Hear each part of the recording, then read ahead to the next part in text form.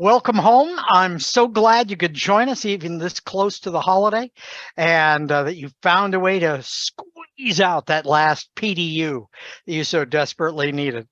And I want to go ahead and open with the end. This is where we're going today. But I want to open with the close. And the close is, after we're done here, I remain at your disposal. If there's anything we've talked about during the course of this presentation that you go, oh, gee, he said something or he told a story about it or he went down that road. Gee, I wish I could get a hold of him. My email is the easiest one on earth to remember. And that's if you remember my name, you can remember my email address. And that is, and I'll go ahead and put it in the chat, carl@carlpritchard.com. Now, the reason I'm doing that is because I want to be consistent. I don't want to forget. It's so easy. Here we are, middle of the holiday craziness, and we're all dealing with the possibility, the probability that we're going to forget crap. It's a lot harder to forget things, though, when you're consistent. Yeah. When you are consistent, it's a lot easier to actually be, well, what everybody expects of you. And when you're what everybody expects of you, it makes life just a little bit easier. And for some people, they'll hear that and they'll go, oh, Carl, you're killing spontaneity. You are just a non-fun Freddy. I am not a non-fun Freddy. I am actually somebody who genuinely believes that, well, first off, I'm consistent. Secondly, that makes people more comfortable around me rather than less because they know what to expect. It's not like, wow, that was a totally new Carl Pritchard. No, same old, same old. I am vanilla. And vanilla, the single most popular flavor of ice cream in the world. Yeah. You might think, oh, but it's so boring. I so much more love Mud Tracks or Rocky Road. And no, vanilla, the single most popular flavor. There's a reason for that. It's because it's what you expect. It really genuinely is. So we're going to have a definition of just what consistency is all about and ways to actually be more consistent, to be more of what you're supposed to be. And you can actually recognize when you're going, oh, you know what? That's consistent. I do that all the time. And not think of it as, oh, I am such a dullard. You are not. No, being consistent, it's just a wonderful first step in getting where you need to be. Now, I also want to stress, you've got the chat interface. Use it. If at any point in time you want to interrupt me with a question, a comment, or some gifted insight, color me there. I am totally on board with that. So please, please, please write those up in the chat interface, and I will dive right on them like a bee on honey. I'll do as much as I can to ensure that we get to your question or concern. Also, this slide. The slide you're looking at, the one you're looking at right now, that particular slide actually goes to a measure of consistency. It's called bluff. And that's not a bad thing. It's not bluff as in I'm bluffing you. It's bluff as in bottom line up front. It's the way I structure all my presentations now. I make it a point to do bluff. It's a military convention. And what it means is you tell people exactly where they're going. And when you do that and you do it consistently, what happens is people know, okay, this is where we're going.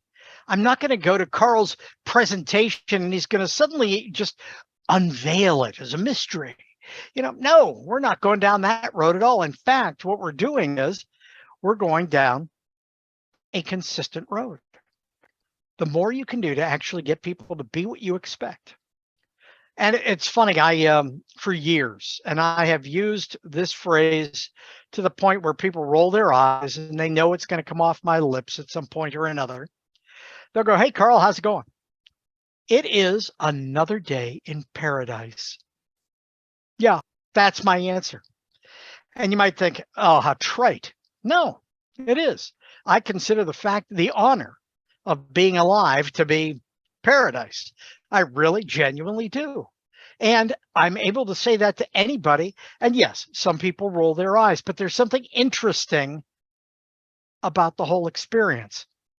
And that is, I say that enough that when I retired from my last job, when I was working for somebody else, one of the women there had gotten me a plaque, and I still have it in my office.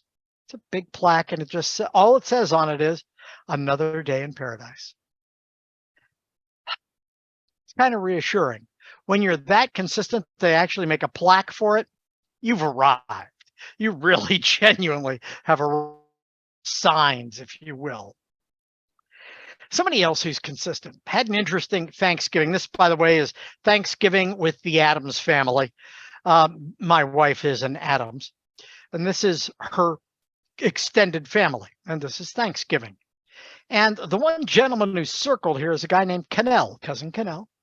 And Cannell is kind of an interesting fellow because he was having a discussion with one of the other members of the family. And what was wonderful, you know how Thanksgiving can be those moments when you genuinely just get to enjoy the company of others, and still other people, it's like, oh my gosh, here we go. She's going to sit down with him. This is not going to be pretty. Yeah, welcome to our Thanksgiving. This is just a few weeks ago, and it's very fresh in my mind. And Cannell, you've got to understand something about Cannell. Cannell is the king of the optimists. He really genuinely is. He's a wonderful human being to be around, and Cannell is just, well, zealous about one thing. He is zealous about being positive, about the fact that it is another day in paradise, that tomorrow is a better day, that it is brighter than you might imagine. And for Thanksgiving, he sat down with one of our other relatives, and they were having a chat. And he said, I can't tell you how much I love being an American this time of year. And the reason he said that, he's originally from Trinidad and Tobago. And if you don't know anything about that, it was interesting because he was saying, and my one other relative was saying to him, hey, America's not that great. And he said, you have no clue. You have no clue. It's an amazing country. He said, in my country, when I was growing up, if you were in a particular level of the culture, and for me and my family, the level of that culture was my father made cement. My father made cement. He was a very good cement maker, but he was busy making cement. And what was interesting is I knew for the rest of my life, I'd never be anything greater than someone who made cement. That's as high as I could possibly go in Trinidad and Tobago. And he said that was it. That was the limit. And one day my dad went into work, and his boss pulled him aside and said, I got to tell you something. You're the best cement maker we've ever had, ever. I bet you're the best in the whole country. And he said, my father quit just weeks later, as soon as he got a green card to come to the United States. Yeah, his dad bailed to come here. And not only did his dad bail to come here, he said the moment we got here, his dad told him, you never go back. You are living in the country of opportunity now. You are no longer limited to just being a cement maker. You can be something so much more. Now, the reason I'm telling you his background is because Cannell has that eternal optimism that makes him consistent. It's not a matter of he pulls it out of his hip pocket when it's convenient. He is always upbeat and positive. And one of my family members at Thanksgiving said, well, not everybody has that kind of opportunity. And Cannell said, everybody does. He said, in America, it's an amazing country. Now, whether you agree with Cannell, I don't care. But what was interesting was watching somebody standing firm. Oh, no. He was just oozing the confidence in his message. He was saying, This is what I believe. It's what I believe since my father told to me when we moved to this country and I was a little kid. And he said, and I've heard it every day since then. I'm now living the dream. I've got my own business and the sky's the limit. And this other family member said, yeah, but not everybody has that kind of good fortune. They have medical problems. They have health issues. They have limitations on education. And he said, I had limitations on education. I didn't get my degree right out of high school because I couldn't afford to. And he kept working till he got his degree. And now he's just excited to be doing what he does for a living. And and this person was trying to take him down a notch, trying to show him that not everybody has the same level of opportunity he does. And he would have nothing of it. And it was great to watch somebody with that depth of consistency because he was profound in that way. He was, and there's nothing artificial about it. He believed in it deeply and profoundly. And as you listen to him talk, it was wonderful because it wasn't something artificial. It wasn't something where he said, well, I've got to do this because I always do this. He was doing it because in his heart of hearts, he knew that's what he should be. He knew consistency was selling his message. And that's a powerful message for us to remember. Now, I picked, of course, as a project manager and a project management professional, I picked time, cost, and requirements. Time, cost, requirements. Oh, yes, the triple constraint. No, seriously, the triple constraint. This is a wonderful place to be zealous in terms of just where you are and who you are. Some of you arrived early. Yeah, William gets the award. He was the first one in the door.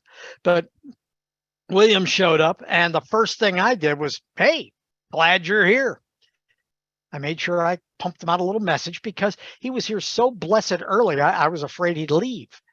But the thing was, William probably grew up in my house. I didn't know it at the time, but he probably grew up in the house I grew up in.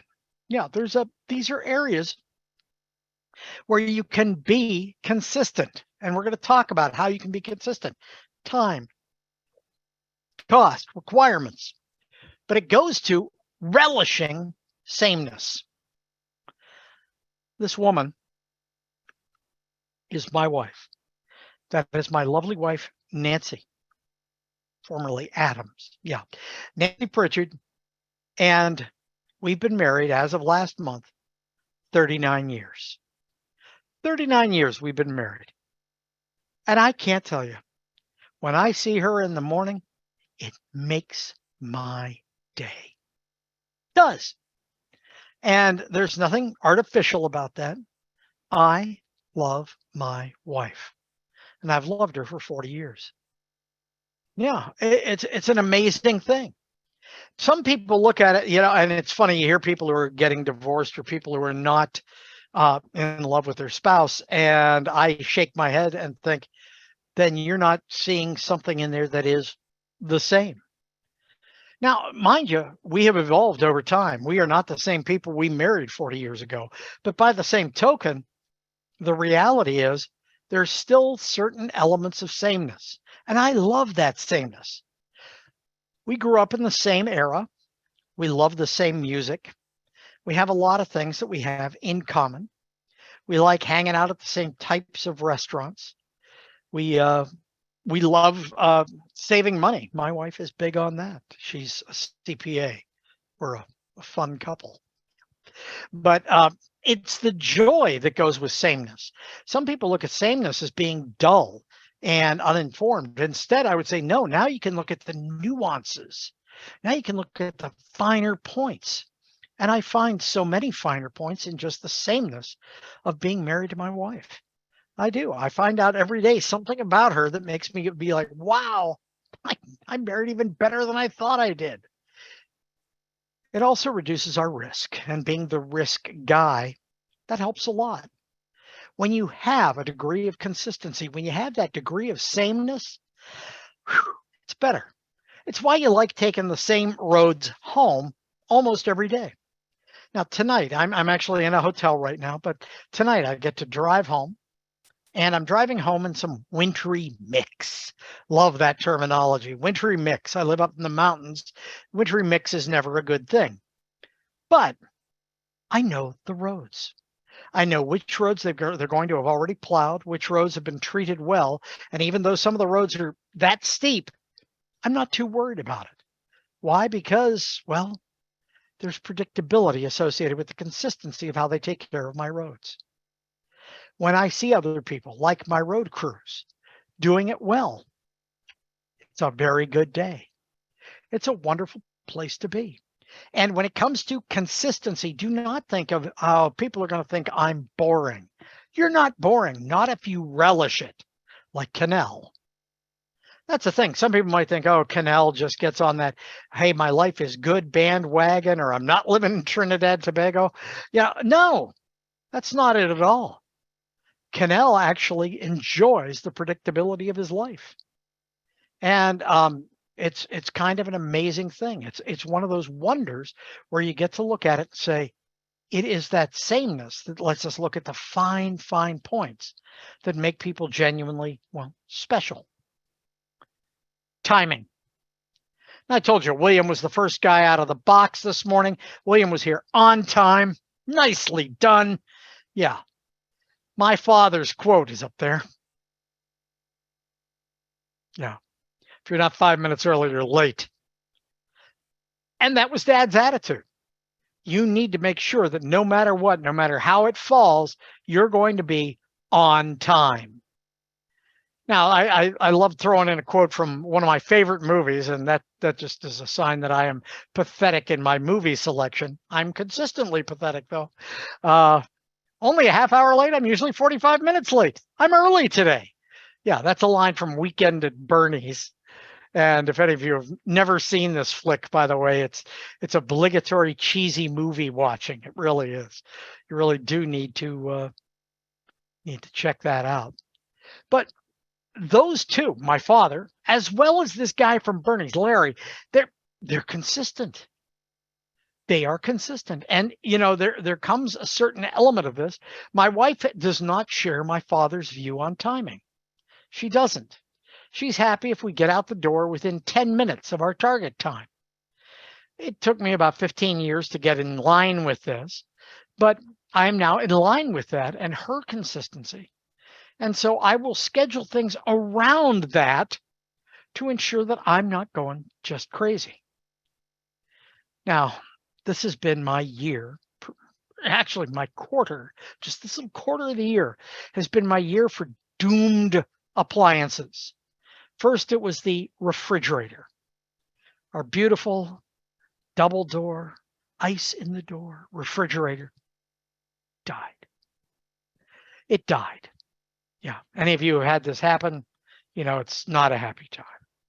No. And the thing that made me completely around the bend was when I was talking to all the repair people, I would consistently get this report or this line. Someone will be in touch with you shortly. Yeah. There was a lot of heavy breathing involved. There was. I was going completely around the bend on this. Shortly. That's an adverb, by the way. Yeah. Shortly. What's shortly? Well, let me just ask you that. If you got that response from your refrigerator repair people, and this is where I'd like you to use the chat if you would, just one or two of you have to help me out on this. That's all. I don't need all of you, but I do need one or two of you desperately to help me out with this. If you got that message, what would you be thinking shortly actually means? What would you be thinking shortly actually means? And if you could just type your timed response into the chat, that would be helpful. Okay. Arjuva says a couple of days. Okay. 15 minutes, says Abigail. If I could smooch you, I would. Yeah. Sometime in the next couple of hours. Perfect. Yeah. Now, you see, all of this goes to the fact that there is zero consistency in adjectives and adverbs. Yeah. And it's up to us to fix that. If you want consistency in your life, you don't have to accept inconsistency. You really don't. It's an amazing thing, Timothy. I like that. Sometime in the next couple of hours. Now, to me, when Timothy said that, I'm thinking 2 hours. And well, that's not what I meant when I said couple. I just meant few. And it's like, no, you said couple. Couple means something. And this is where we need to be the ones who actually define, what does consistency look like? How does it play out? What can we anticipate in terms of what's going to be truly consistent? As it turned out, we'll be in touch with you shortly. It was much closer to the couple of days that was mentioned earlier. That was, let me see who that was here. That was Arjuba. Okay. So yeah, but that was a couple of days. That was more their interpretation of it. When I finally got a hold of them, they sent somebody out, and that took another couple of days, and sent somebody out to share the good news that, sorry, Mr. Pritchard, dead. It's dead. Yeah, and for those of you who don't know, refrigerators are no longer a cheap appliance. Wow, that was a scary little experience. Well, that came and went. And what happens? Just about 3 weeks ago, my beautiful Samsung gas range, the oven died. I'm a baker. My oven can't die. And so I'm on YouTube looking for how to fix it. It's like, bag this. I can be consistent. But that goes to, what do we do? How do we actually deal with inconsistency? And that goes to, what can you stand? It's your tolerances. It's what you can happen. How you can make things happen. When will I be done? I had already set a limit on this that scared my wife. Really did. If I couldn't get the gas oven fixed within a week, I was going to do it myself. And of course, she was living in stark terror at that announcement, and became my ally in finding someone else to fix it within a week.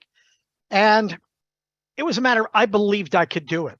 I had watched the YouTube video. They had it for precisely my oven, and the range still worked. The oven did not. So I was able to find out, just, okay, I have a limit now. I have a limit. I have an outside window. You want to be consistent? That's one thing you can do, is define the wall. Define the furthest point at which you're willing to accept whatever's going to happen to you in terms of timing. What's the drop dead date? My son hit a deer with his car. He's got the family gene, and he whacked a deer with his car and finally got it scheduled. And I said, so what are you going to do? He said, I'm going to stick it out with the people who are doing the estimates, doing everything for me right now until the end of the year. If they don't have it done by the end of the year, I'm going to start all over again, because I am not putting up with this crap. And I was like, oh, James, you are my son. Yeah, that was wonderful to hear, because he had set the wall. It enabled him to deal with the timing. And indeed, his car is in for repairs. It's supposed to be out before Christmas, which is just wonderful, wonderful news. When people give you an adjective or an adverb like shortly, stop them. Find out, okay, wait. Define that for me. Can you define soon? When our power went down, I was talking to the power people, and they said, well, we'll get your power back on soon. I actually got to a human being, by the way, which is a credit to Potomac Edison. I said, can you define soon? And they came back with, we're working as hard as we can. And I said, no. I said, can you just tell me what we're looking at? Are we looking at weeks, days, or hours? Oh, definitely not weeks. I said, well, good. That makes me feel a little bit better. Are we looking at days? Probably not. Worst case is probably about 24 hours from right now. Fine. We had power back in an hour and a half. But you know what? Knowing it wasn't going to go any longer than 24 hours gave me solace and comfort. It really did. At least I knew where the wall was. At least I knew where the lines were drawn. Those of you who've had your power blip off, that's a very unsettling moment because you're left going, is it going to be off for an hour, a day? Now, the websites, which of course only function if you have a backup server. Oh, this is my backup server. Yeah. My cell phone, mobile hotspot. Yeah. But only if you have a backup server can you actually get to a website. But they do have the websites that actually tell you how big your outage is, how long it's going to last, and so on and so forth, how many other people are affected, because it's easier to understand that they're going to come get you if there are 20,000 people without power than if you're the only one. All of these things allow you to be more consistent on timing. And if you're sharing that information with others, be as clear as you can possibly be. Tell them where the wall is. Say, worst case, a day. Okay, that's good to know. That's really helpful information. It's invaluable. We can be the ones who drive consistency in others, and they don't even know it's happening to them. Time is the only non-renewable resource. You can always make more money. You can always go a little further. But time, you can't get it back. That's why it's important, if you know that you're going to be chewing up time, you've got, well, an attitude adjustment to make. You do. I'm currently going through just the magic of the medical community, and they are, well, dare I say, special. Yeah, I'm enjoying great fun with them because you'll go in for an appointment at 9 a.m.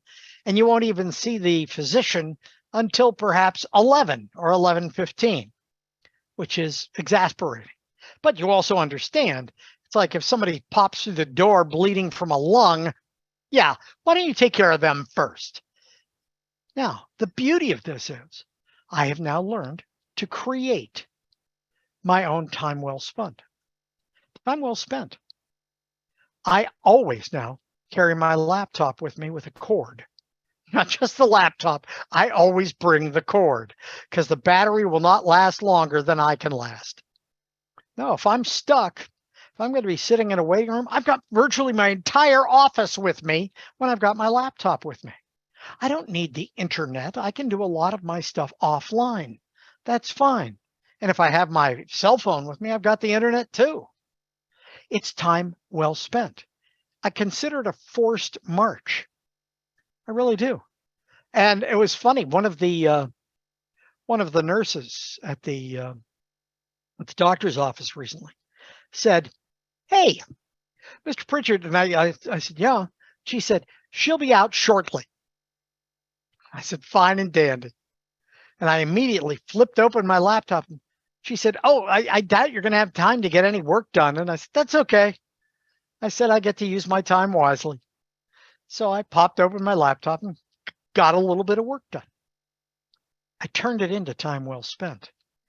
It made it a lot easier for me to feel like I was being consistent in my gospel of I cherish every minute I'm given up and breathing.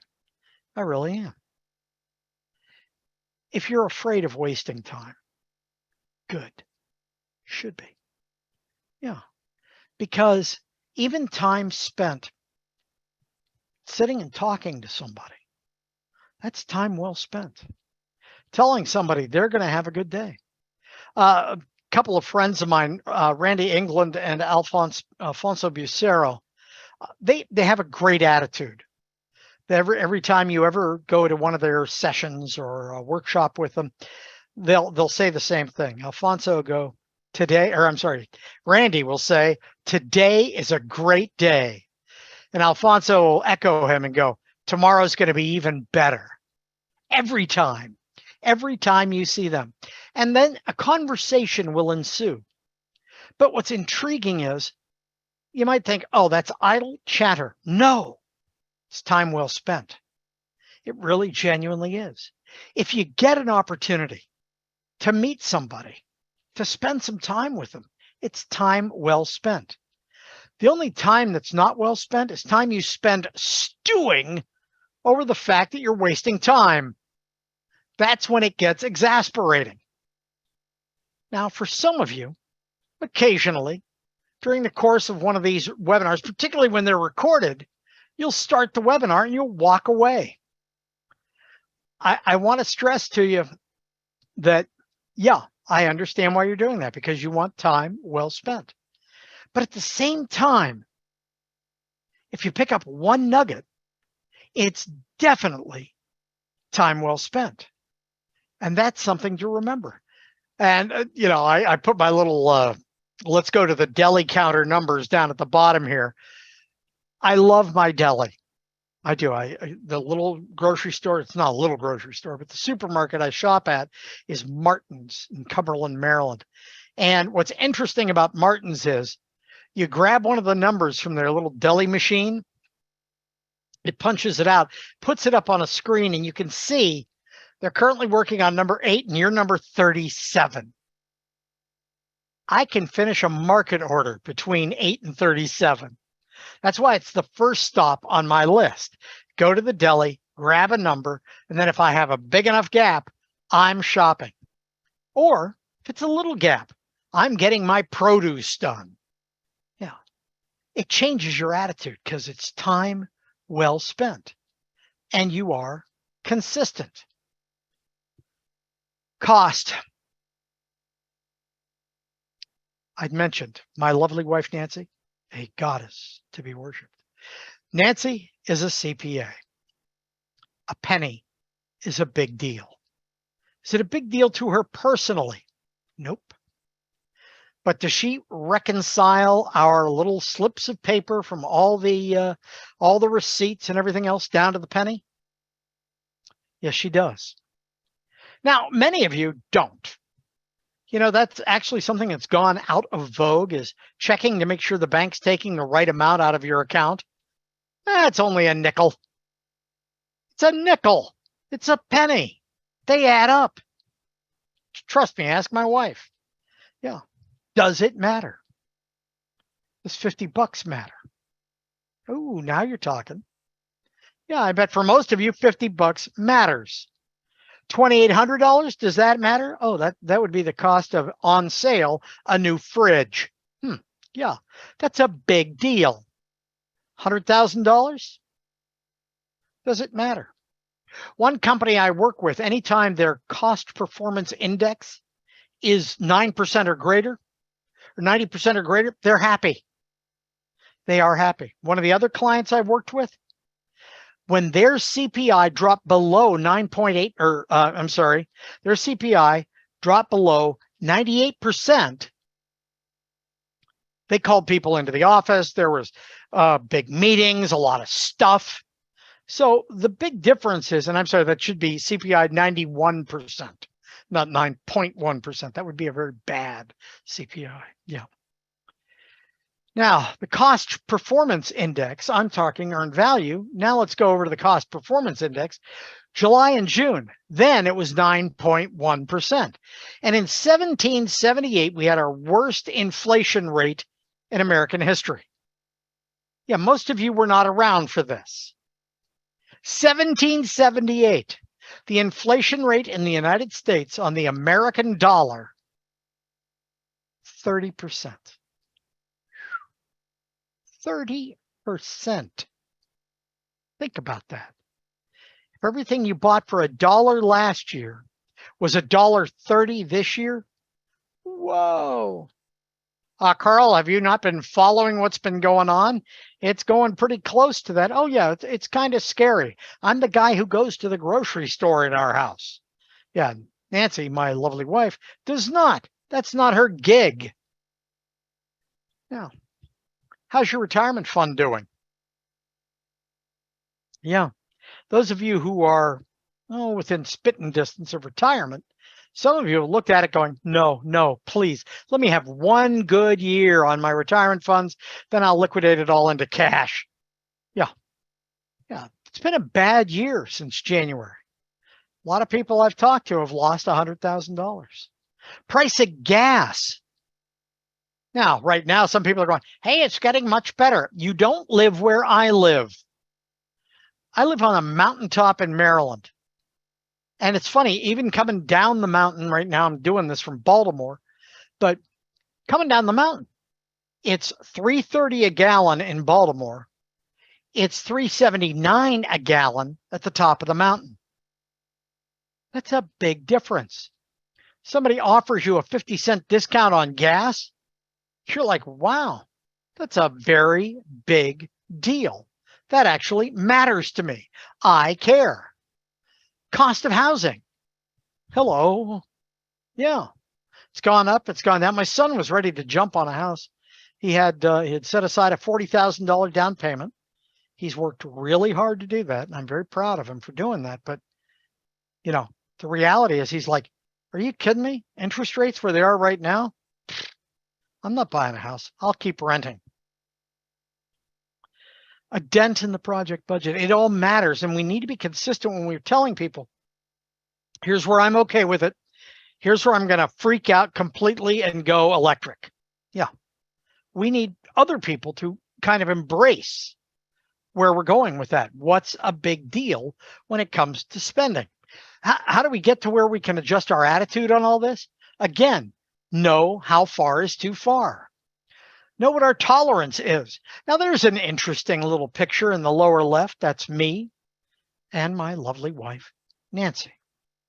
And as you look at that little picture, you might wonder, what are they leaning against? It's called a dry stack stone wall. Dry stack stone. If you've ever been to Gettysburg or any of the Civil War battlefields, you've seen dry stack stone. If you ever lived in New England, wow. Bless you for that. Yeah, if you've ever lived in New England, I lived in Maine and I lived in New Hampshire, you know what dry stack stone looks like. It looks like that.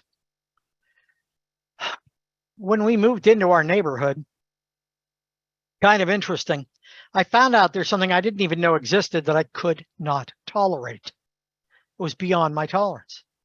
It was the backyard. Yeah, my backyard. I didn't realize this. Do you know what mountains are made out of? Stone. Yeah, they're made out of stone. Not just a few stones. They're entirely made out of stone, as was my backyard. And I looked over at my neighbor's backyard, which was lush and green and looked like a golf course. I took him aside one day and I said, hey, Charlie, got a question. You know, we just moved in here a couple of years ago and I look at your lawn with envy. It's beautiful. It's lush. It's green. Mine's nothing but stones. How did you get yours to look like that? Charlie looked at me, deadpan. Well, Carl, first thing you got to do is get rid of all the stone. Now, that was a couple of years ago. The picture of Nancy and I standing there behind that wall, that was September. In September, I finished a 150-foot by 2-foot by 3-foot dry stack stone wall, all by myself, all with stone from the backyard. Yeah, my backyard's greening up very nicely, thank you. Yeah, I didn't even believe myself that it was going to be possible, but by golly. And I had set a limit. I had said, I'm going to work on this for 2 years, and then I'm just going to give up. If I'm not seeing any progress, I'll just give up. If you set a tolerance, if you set a point beyond which you will not go, you know what? You're being consistent. Yeah. And it makes it all tolerable because you've got a goal, you've got a deadline, you've got a point beyond which you will not go. And when you have a point beyond which you're not going to go, it makes it all tolerable. That's the real beauty of this. You can be more consistent. It's just saying, that's it. Those are the limits. And it changes your attitude entirely. And I got to tell you, finishing that dry stack stone wall, everybody goes, oh, you're the guy who lives in the house with the stone wall. It's like, yeah, yes, I am. Thank you very much. 2 years of hard labor. Risk tolerance for effort hours. I knew how much time I was willing to put in, no more than 2 hours a day for 2 years. And the wall got done. And I'm a very happy man. Requirements, PDUs. Yeah, for those of you who are here for PDUs, you know you need 60 to renew. I just renewed. I am now a PMP through 2026, January 1st, 2026. Yeah, I'm covered for the next 3 years. Yes. Yeah, I got my 60 PDUs. Do you know I've been getting PDUs since I got my PMP in January of 1992? Yeah, since 1992, I've been racking up the PDUs. And the beauty is that it's a standard that we're expected to live to. Now, Niket asked a really, really good question.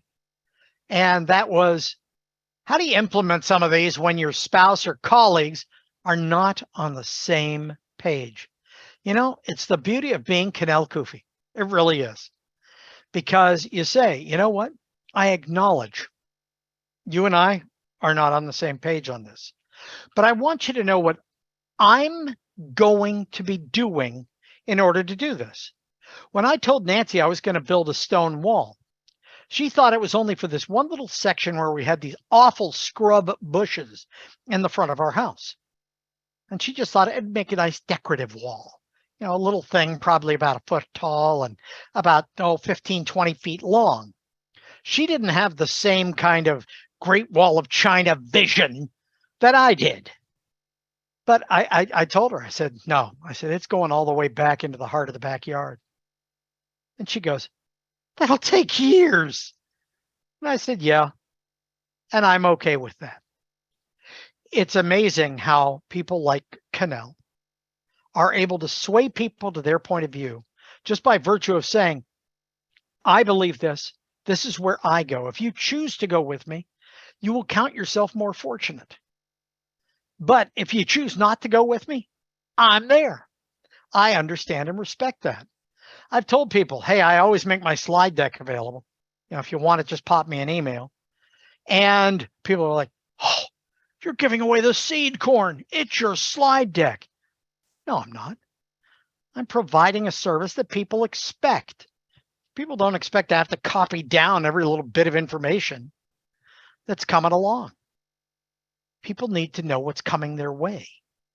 And when we're working on a project, if they're not on board with, oh, I've heard Agile people go, yeah, we do Agile.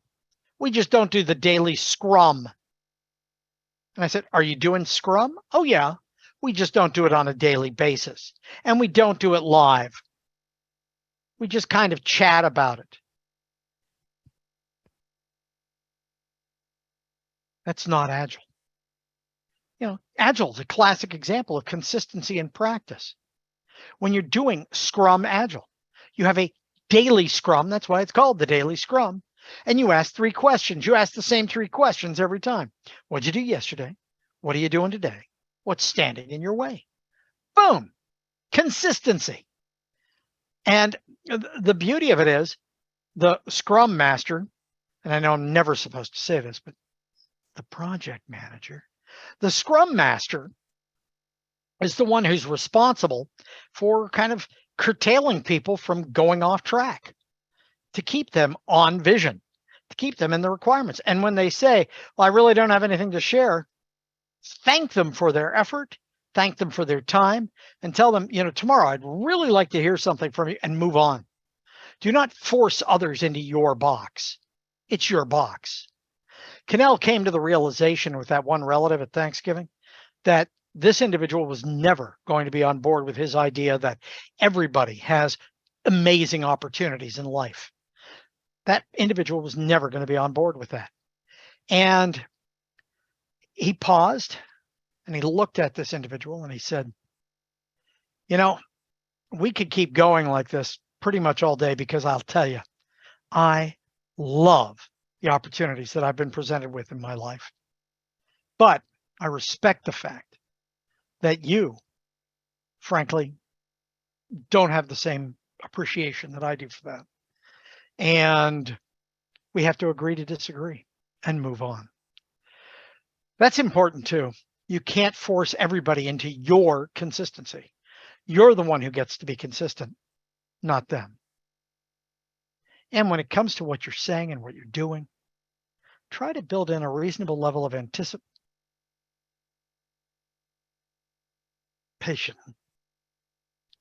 God bless Tim Curry for doing that in Rocky Horror. Yeah, I love that line. I really do. It's just one word in the entire movie, and it sticks with me all the time. Because if you get people to actually look forward to your consistency, you win. They win. So if you've got an attitude, speak it. Let people know what you believe the requirements are. And remember too, the archivist always wins. The people who document stuff, they always win. Vern Edwards used to work with a guy who was up in the Pacific Northwest. Vern Edwards was an amazing human being because Vern kept a little notepad, just a cheap, cheesy, got it at Staples kind of notepad in his hip pocket. And anytime you were having a conversation with Vern, he'd reach into his hip pocket and he'd pull out his little notepad and he'd make notes. The following week, you'd call him up. You'd go, Vern, you said I was going to have those by midweek. He'd go, hang on. And he'd pull out his little notepad and he'd go, no, I promised you to have them by Friday of this week. Today's only Thursday. Who won those arguments? Vern. Every time, no matter what. It was amazing. Be the archivist. If you believe something to be true, then archive it. And you'll always win. And if somebody is trying to actually change the definition of terms because they used an adjective, stop them. Be Noah Webster. Define the adjectives. Noah Webster was an amazing human being. He made a fortune off defining the English language. He did. It was incredible. Leroy Ward wrote a book, and it's the book that's there in the lower right-hand corner. It's the Project Management Terms. It's the Project Management Glossary. Leroy wrote that, 30 years ago, wrote the first edition of it. And I got to tell you, I asked him when he was writing it, we were working together, and I said, hey, Leroy, I said, why are you writing a dictionary? You're even more boring than I am. And he goes, no. You don't understand. If this thing gets published and gets adopted, I will never be wrong. And I was like, wow, that's a pretty bold statement. And he was right. He was absolutely right. He was Noah Webster. If you're going to use tools, use them, but use them consistently. You know, the number one failing per PMI of project management, the number one risk in project management is unclear or fuzzy requirements leading to poor or missed deliverables. Yeah, that's it. This tool has been around for 40 years, and yet most organizations never use it. It's a risk mitigation tool. The organizations that do use it and use it consistently, good on them. It's administratively top-heavy. It's a pain in the patoot. And it makes sure that everybody's on the same page in terms of what is required in a project. If you want people to adopt what you're saying, and this goes back to the question that Niket actually asked earlier, how do you get other people on board? Mantras. Yeah, just start chanting them. Yeah, I'll be in a meeting on risk. And somebody will say, weather's a risk. And I'll go, no, risk is a full sentence. What's the bad thing that may happen? The impact it may cause. And clarify. Make things into habits. Don't be surprised. Just do what you can to actually get people on board with your own mantras and habits. If you've ever worked in the Native American community, you know that there's something that they refer to, not just that we refer to, but that they refer to as Indian time. The Akshin Indian community actually has defined that.